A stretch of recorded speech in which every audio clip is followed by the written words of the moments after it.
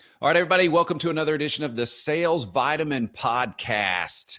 We have got a great guest today, a little local flavor with the podcast today out of Nashville, Tennessee. I'm in Murfreesboro, just south of him, but we've got Bryan Clayton. He is the founder, the owner of GREENPAL. They are the Uber of the lawn care business, but he's started multiple companies, and we're going to talk a lot about sales and how he's grown those companies and the differences in the two companies that he's got right now. So, Bryan, it is great to have you and GREENPAL on the podcast. Hey, thanks for having me on. I'm glad to be here.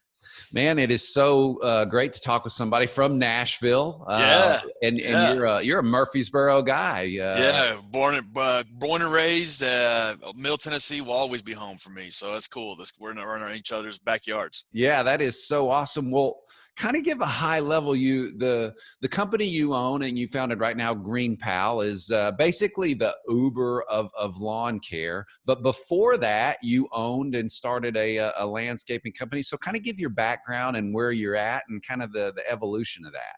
Yeah. So I've been an entrepreneur for 20 years. I've never had a job. I've never worked for anybody. I've always worked for myself. And luckily, my dad forced me to cut the neighbor's yard when I was in high school to make extra money. I was playing Nintendo, and he was like, "Get off your butt. You got a job to do." And he made me go mow the neighbor's yard. So luckily, he did, because by the end of that summer, I had like half a dozen customers in the neighborhood, and I was cutting grass and making extra money, and I was buying like the kind of I wanted a new pair of soccer cleats, and like I was able to buy the new pair of soccer cleats that I wanted, and Yeah. it felt good. It felt good. It was just like enthused me to stick with this little lawn mowing business, and I kept cutting grass all through high school, and I went to college and kept mowing yards as a way to pay my way through school. Graduated college, I had to make a decision. Was I going to quit doing this business, this little lawn mowing business I had, or was I going to go into the job market? And I basically had to come to the realization I was going to take a pay cut if I went to the job market. So I just stuck with the lawn mowing business, doubled down on it, made a 5-year business plan where I wanted to be in 5 years.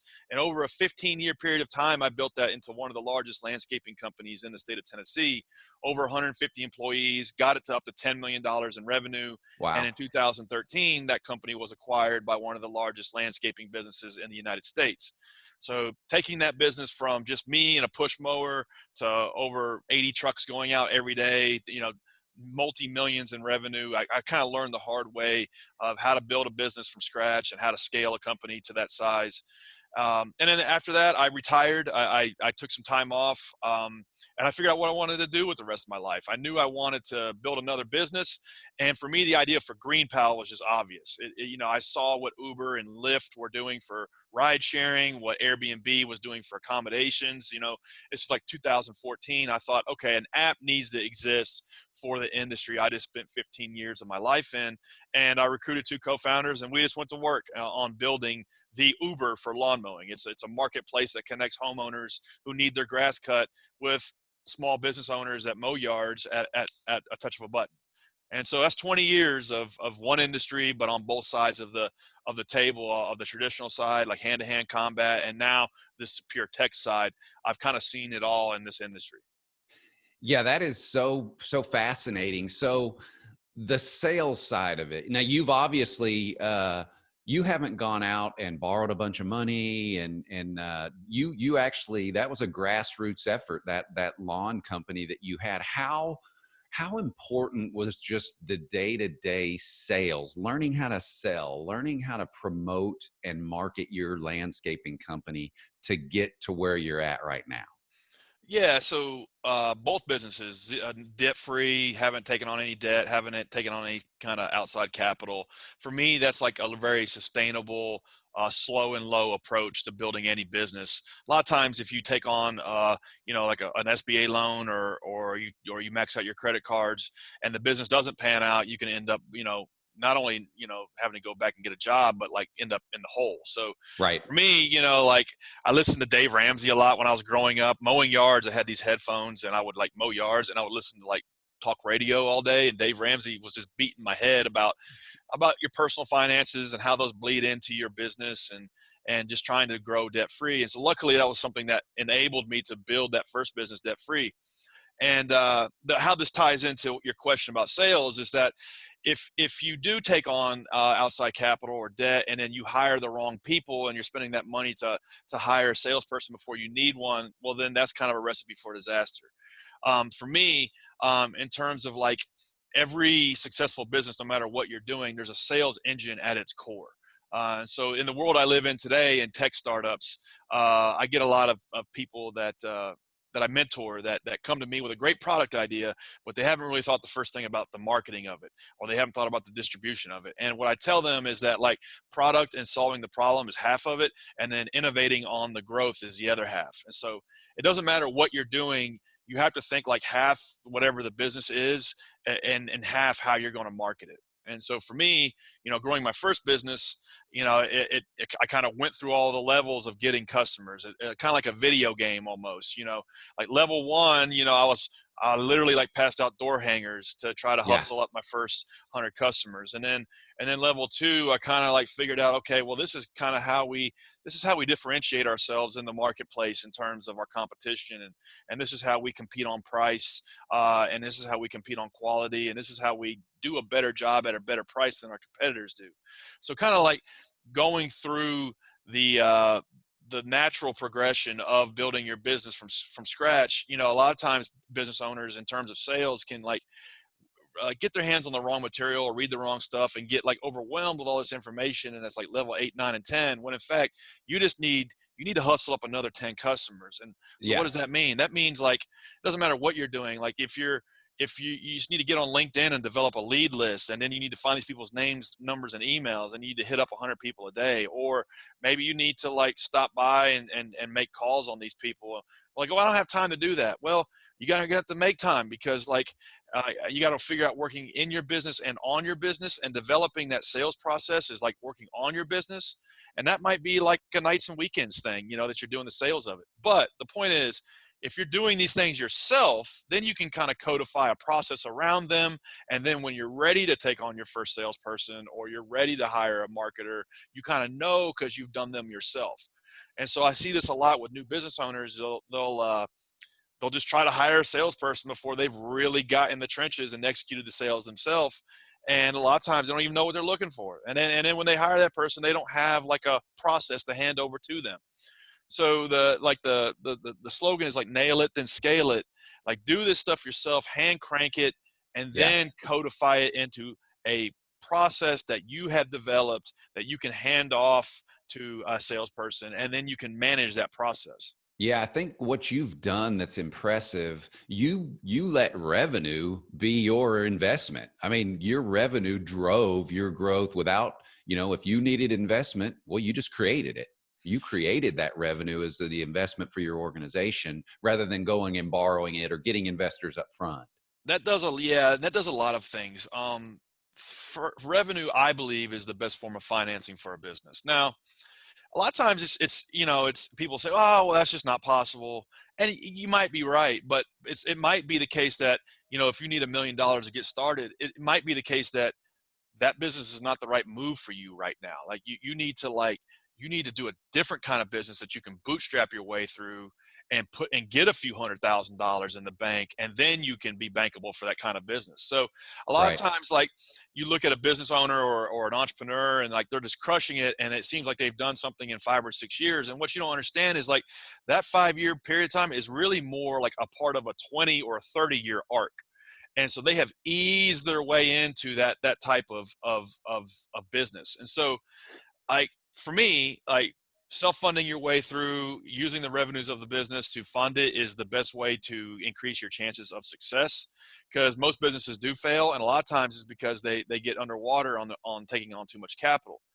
And the other thing too is financing your business off of its own revenues, like, forces a certain amount of like clarity around always taking care of your customer, always putting yourself in your customer's shoes, making sure you're solving their problems so they come back and they tell their friends and family about your business. Having to like rely on that revenue is like almost like a forcing function to not lose sight of what's important, and that's solving a problem for whoever your customer is.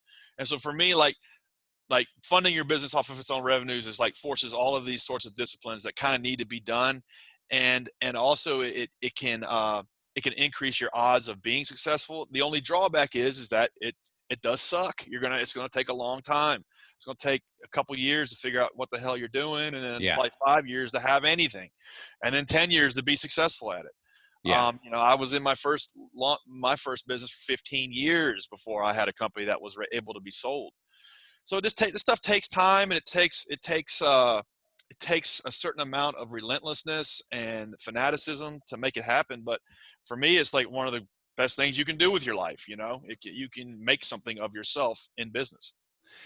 Yeah. And so we fast forward, and you sell that landscaping company, and you go to a tech model, basically. So the structure is high level, I would say. So you have a platform, and people call you, and you have providers that mow the yards and do the yard work, and you connect them, much like a driver to a person needing a ride. Kind of high level, go through your new model. Is that how it E- works? Exactly. Except for nobody's calling anybody. You can just do it right on your phone. And Gotcha. so, and it's funny. I said, phone, you don't call. Like that's what a world we live in, right? Yeah. I mean, you can literally you can hire somebody to come cut your grass on GreenPal, like ordering an Uber or even ordering a pizza off of Domino's. Like what you do is you just put your address in, your email address. You'll get 5 quotes back in less than a minute. You can read reviews about these lawn mowing services, what other people have had to say about them that hired them on GreenPal. And then you can look at like also stats that we measure about them in terms of how often they show up on time, how often how often other homeowners book them for like ongoing mowings throughout the season. And so all of this information, it doesn't exist anywhere else. You can make an informed decision on, okay, this is the best service at the best price. I'm going to hire them to come cut my grass today. And then it just happens. They come out, mow the yard, they upload a picture, you get that, and you can approve it on your mobile app or just walk around the property, take a look at it. And then after everything goes well, you just approve to pay. And then if you like the experience, you can just book ongoing mowings with that same service provider for the rest of the lawn mowing season. And Okay. so we've been at this 7 years. We're the definition of a 7-year overnight success. Yeah. We have over 200,000 homeowners using the platform now to get their grass cut nationwide. We're going to do $20 million in revenue this year. But it Wow. started off very, very, very, very humble beginnings. The first 3 years, we were just in Nashville. At the end of year 2, we only had like a few hundred people using it. We were still trying to figure out how to make this thing work for everybody on both sides of the transaction. And so, again, like even it's like going back to my first business, like it's like a video game. There's levels. Like we had to figure out how to nail the product and nail the experience before we could like blow it out nationwide.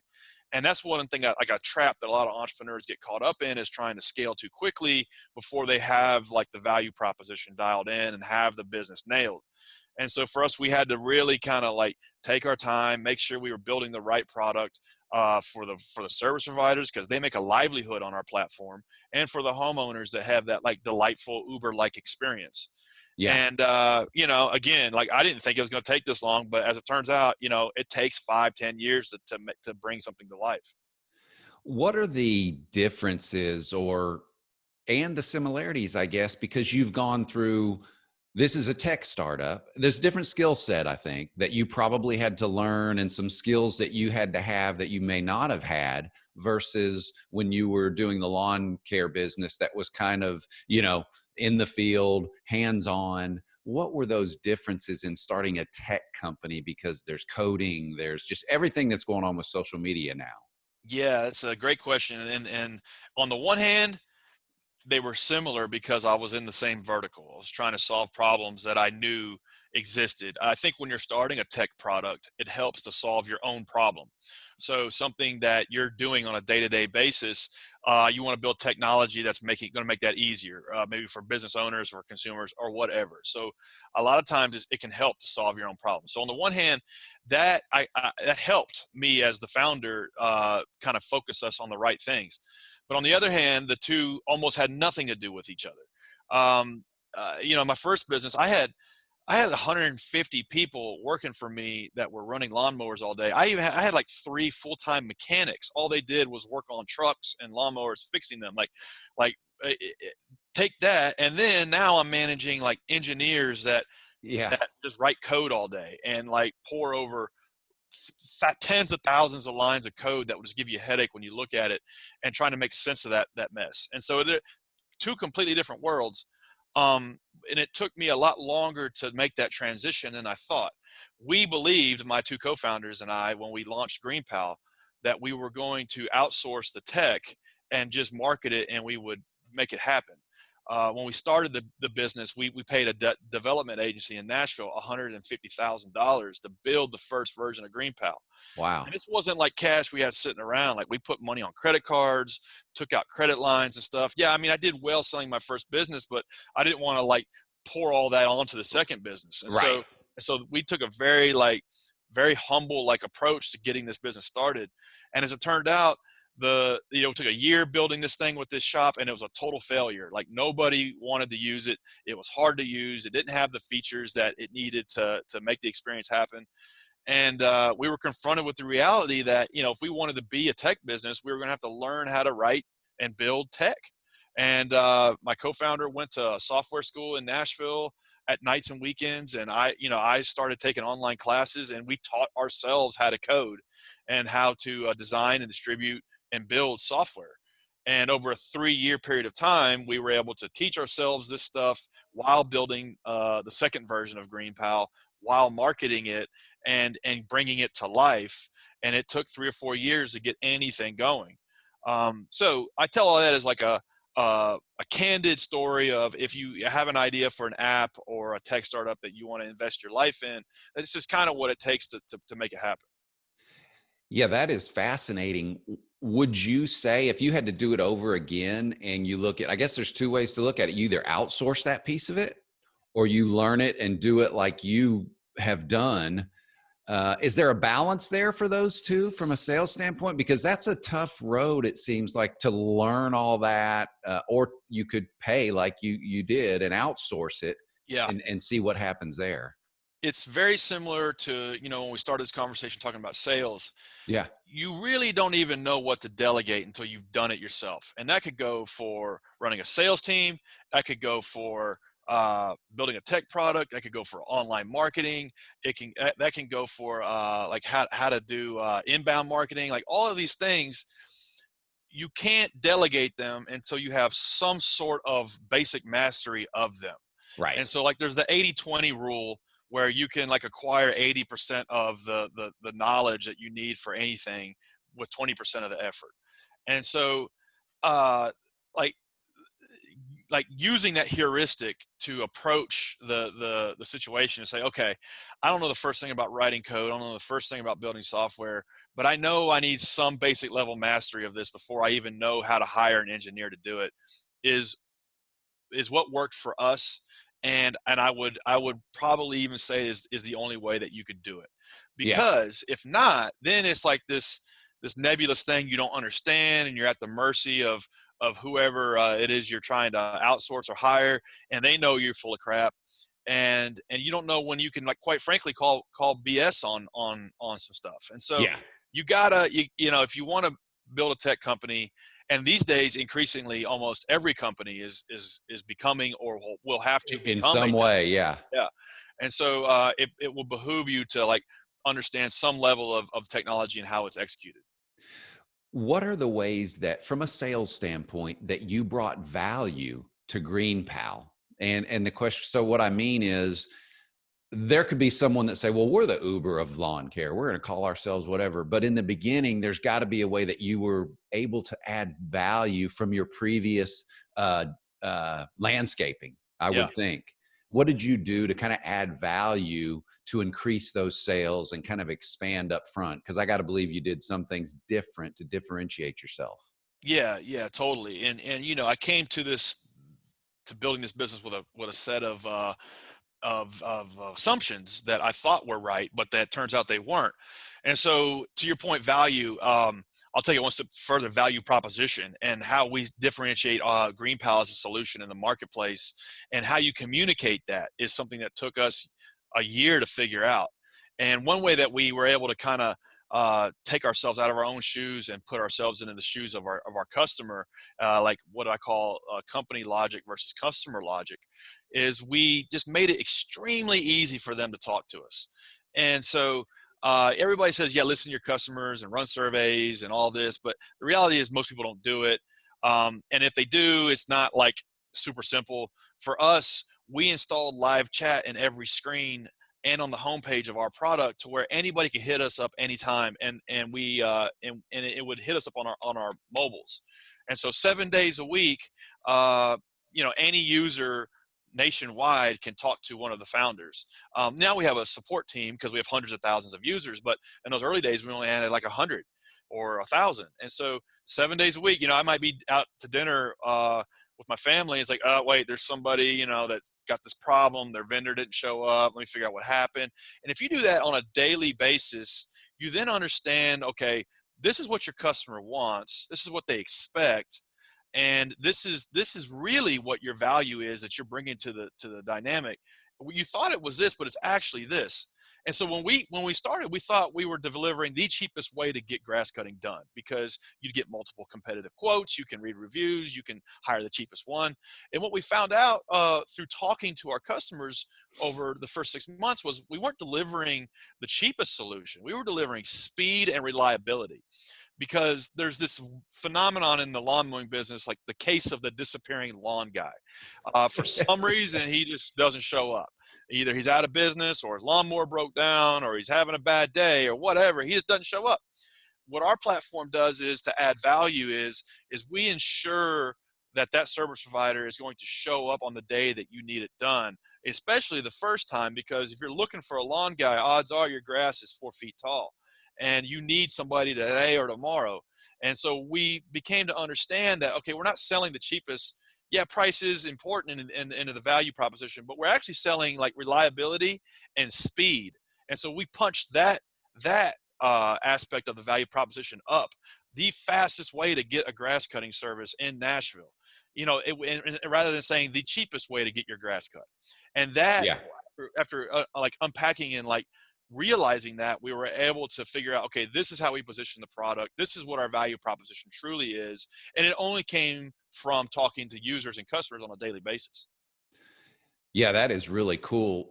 So obviously you're continuing to expand, but when you started, and even probably now, from a mentality standpoint, how did you deal with that rough patch that you go through? Because when you started, not everybody had a great experience, or maybe the website wasn't as good. How did Yeah. you keep driving, just keep going forward to get to where you're at right now? Yeah, it's for me, there's a couple ways to like look at that. Practically, how do you do it? You try to focus on the 2 or 3 things that you can fix that week or that month, and you fix them and then move on. And you listen to customers, and you constantly go through that rinse and repeat cycle of, these are the top. Yeah, we got 100 things wrong, but these are the top 3.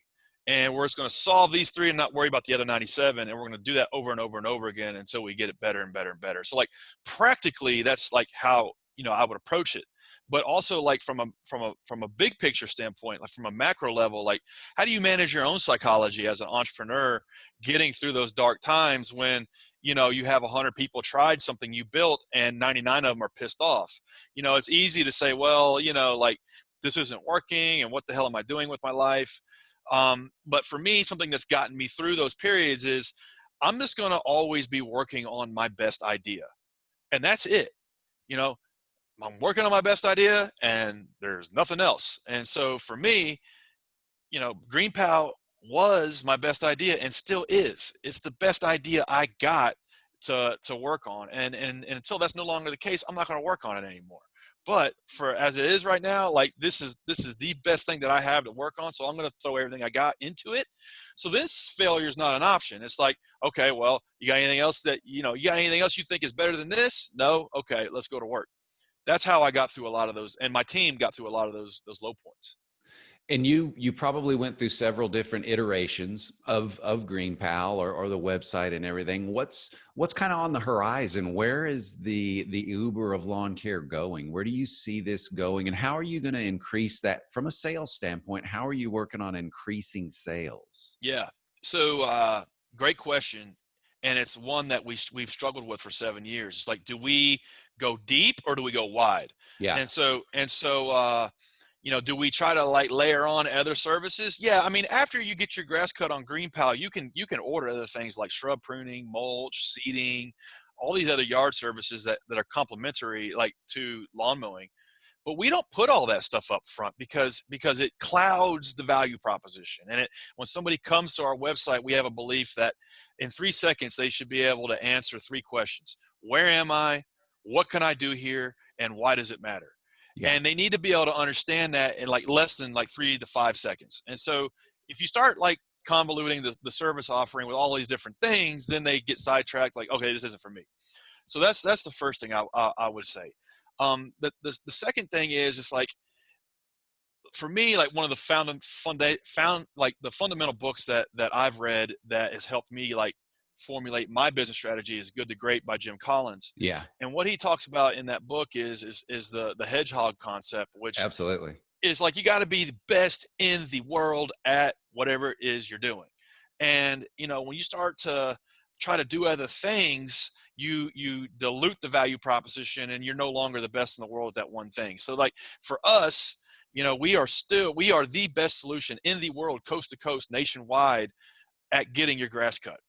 We're in every major city in the United States, but we still have a long way to go in terms of like going into all the mid-level markets throughout the United States, like the Peoria, Illinois, or Kalamazoo, Michigan's, Scranton, Pennsylvania, to have a timely name drop there. So Yeah. like, like until we're in all those little towns, we're not, we're nowhere near done. And then on another way to look at it is like, GreenPal, until it is in the lexicon of the English language, in terms of like, I'm just going to Uber to the airport, or I'm going to get Instacart for my groceries.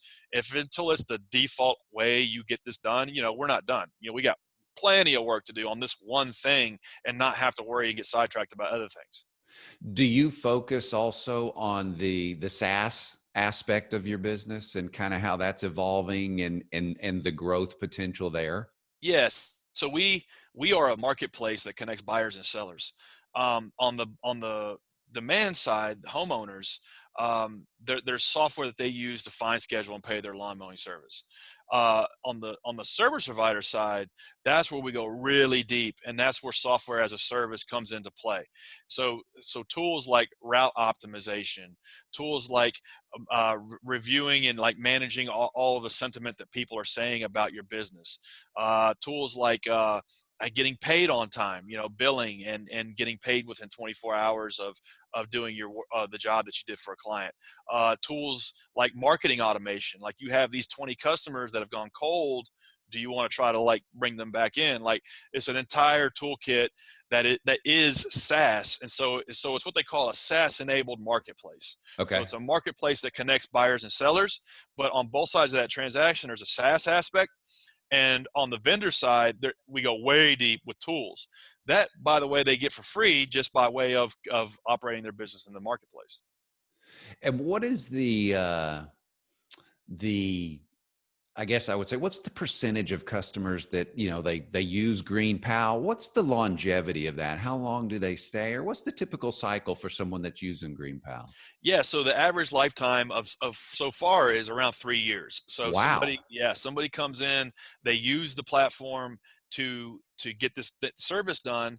They don't want to do it the old way anymore. Like, why am I going to like mail a check or Venmo somebody, or have to leave cash under the mat, which still happens. Like half of the grass that gets cut in this country is done by analog payment. Yeah. And so they don't want to do it the old way. And if they didn't like that lawn mowing service they got, they can easily hire somebody else on top of our platform with their account. So it's like the easiest way to get this done. And once they do it, they stick with it, because it is quite frankly cheaper, and it's just so much easier. So yeah, 3 years on average is the average lifetime. And a lot of times people just move, or they end up going back to doing it themselves.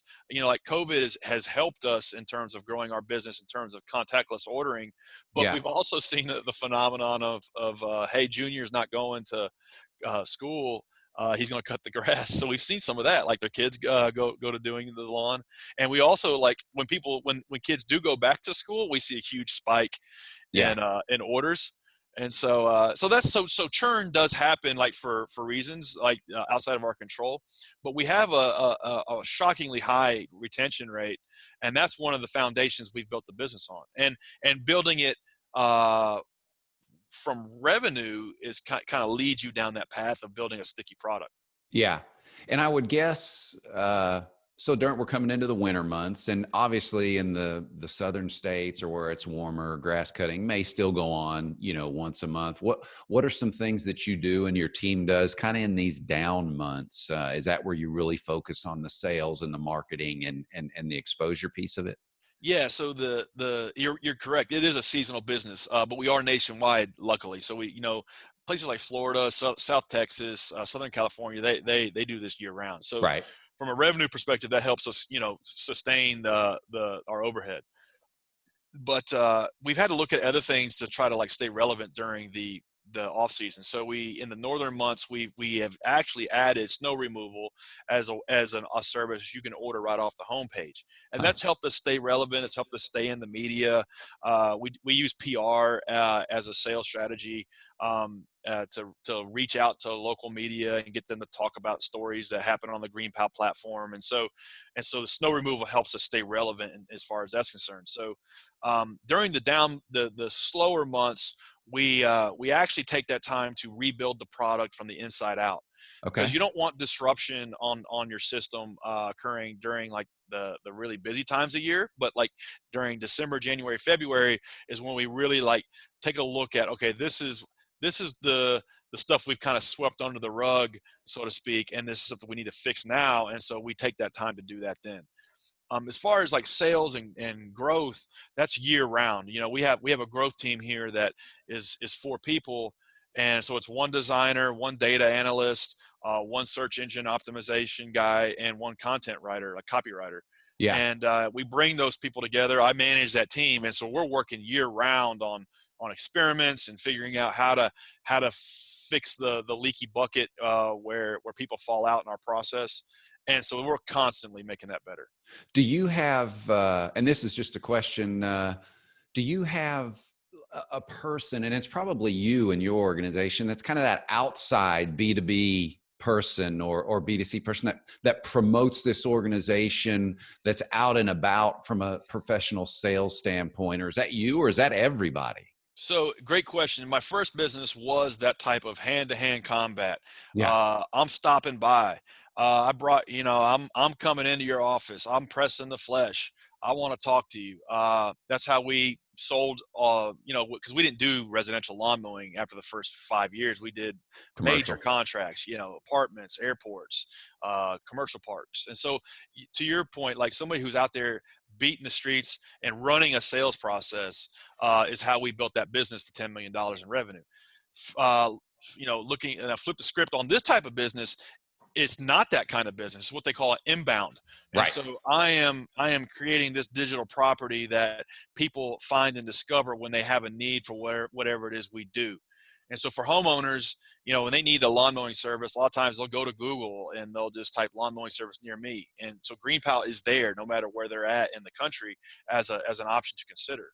For service providers, when we were first starting, to your point, we did do a lot of cold calls to propose this solution to these folks. But now that is all inbound as well. We have like written the best guide on how to start a lawn mowing business. And so Yeah. people searching for that naturally come to learn about GREENPAL as something that they can grow their lawn mowing business with. And so we don't do any direct sales in the current dynamic that we do, but we do run a similar sales process in terms of PR. And so we have a full-time PR person who is reaching out to journalists, reaching out to people in the media to pitch them on stories about GREENPAL. And Gotcha. that really looks similar to a sales process. Yeah. You're contacting 100 people, 5 might even reply. You try to close one of those, And so, you're always in the sales game, but it's just some kind of like different level or different aspect of it, but you're always in sales. What's been, in your opinion, since you've done them both, the outside with the landscaping and now more of an inside, is there one that you think is more efficient, cheaper, the cost per customer transaction? What are your thoughts? I'd be interested to hear that. I know the listeners would as well. one is not necessarily better than the other, but you have to have like what they call channel product fit. And so like a channel like B2B sales, and where you got a sales team. I had 4 salespeople working for me in my first company there towards the end, and we ran a sales process. And Okay.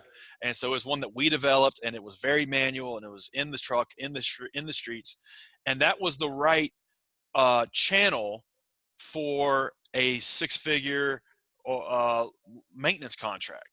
Yeah. Now flip the script. Here we're facilitating the purchase of a $33 lawn mowing, and so the channel of direct sales and like, hey, well, you want to try our solution, it doesn't scale. It does, in the early days when you're trying to figure it out, you have to do that stuff. Right. Yeah, and we did. But now it just doesn't scale. So there isn't a fit between that type of channel and what we're selling. And so now we have to do like an inbound strategy of, okay, let's get all of these eyeballs on this product. And if 1,000 people come to the front door, we can sell something to 100 of them.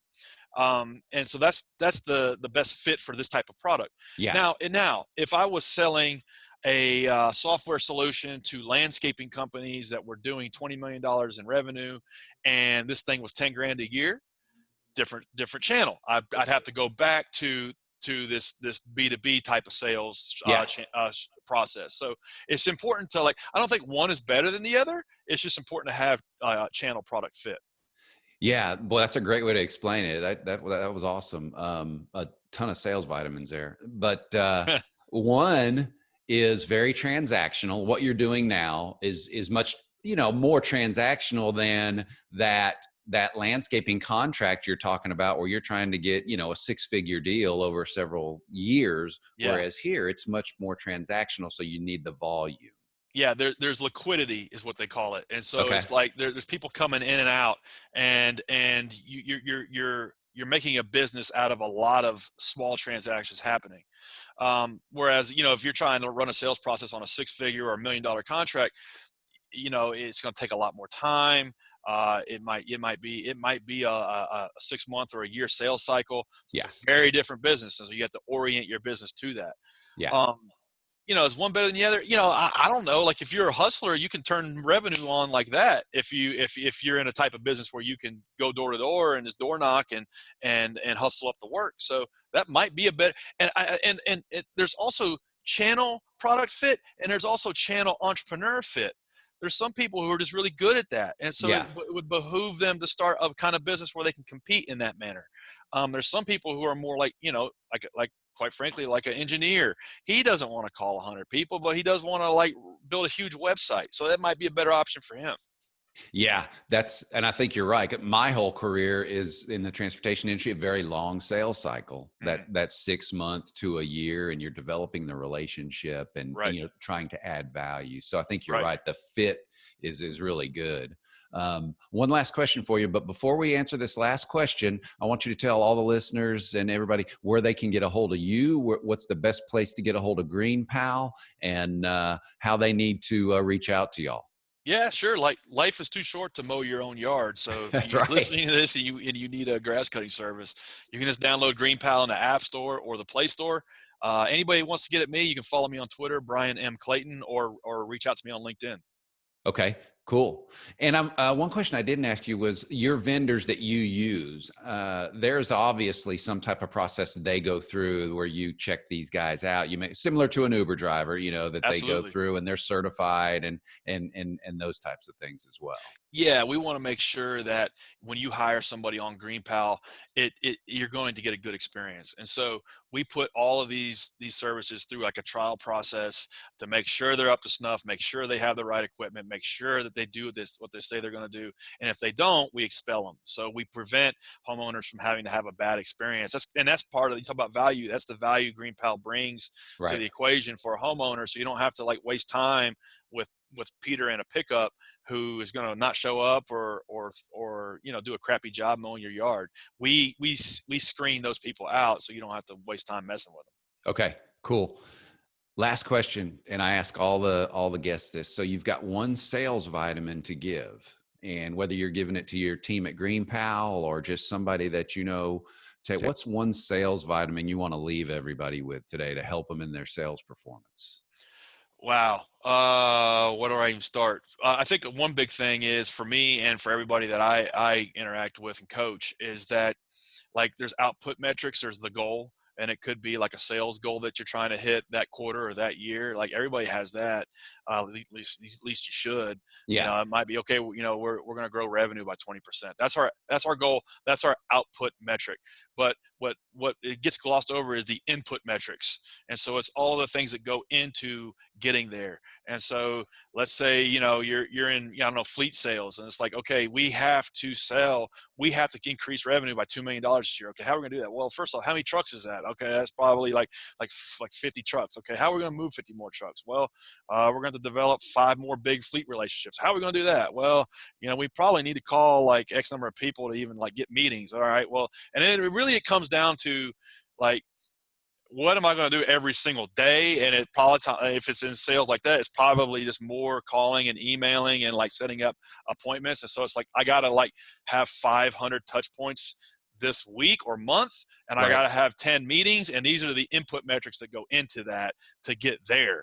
And it sounds insanely simple, Yeah. but it oftentimes doesn't get broken down like that.